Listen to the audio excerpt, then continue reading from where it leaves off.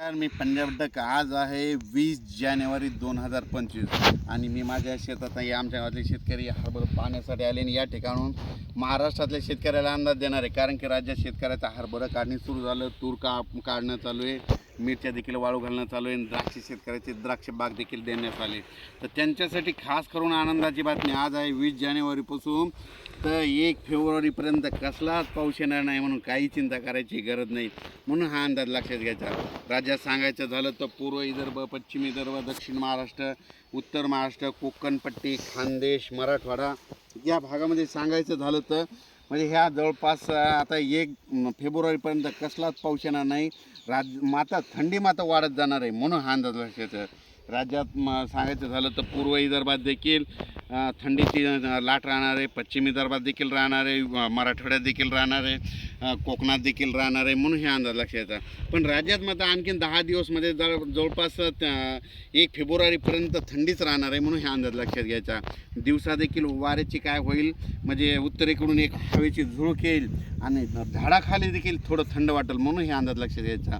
तर शेतकऱ्याला सांगतो, आता जे धुई येणार होती ती धुई देखील सध्या येणार नाही, म्हणून काही चिंता करायची गरज नाही.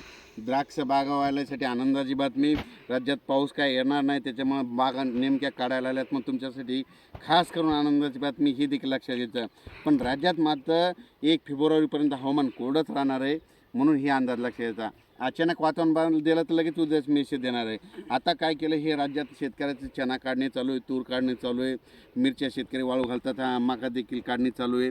म्हणून दररोज अपडेट दिला जाईल. म्हणजे दररोज काल देखील अंदाज दिला होता, आज 20 जानेवारी 2025 आज देखील हे अंदाज येत आहे, म्हणून हे सांगतो. कारण की काय झालं की काही यूट्यूब धारक काय करतात, त्यांना फॉलोअर्स मिळण्यामुळे माझाच गेल्या वर्षीचा जुना व्हिडिओ टाकतात.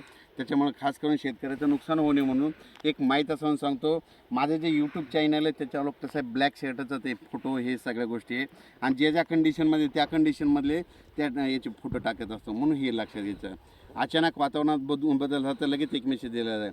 आणि शेतकऱ्यांना मी म्हणत होतो ना, हरभरा एकरी 50 किलो पेरत असताना तुम्हाला सांगतो, प्लेट जर फेकली तर वर तरंगा असं. आणि याचा ज्यावेळेस काढणी होईल, आता उद्या 23 तारखेला या हरभऱ्याला 92 दिवस होते आणि तुम्हाला सांगतो ज्यावेळेस काढणी होईल त्यावेळेस मी लाईव्ह दाखवणार आहे उतार किती आला. म्हणजे सोयाबीनला देखील यावर्षी 16 क्विंटलचं आवरेज झालं होतं. मेहनत खूप केली ती, तशीच हरभऱ्याला मेहनत केलेली, त्याच्यामुळे हरभऱ्याला देखील उतार येणारच.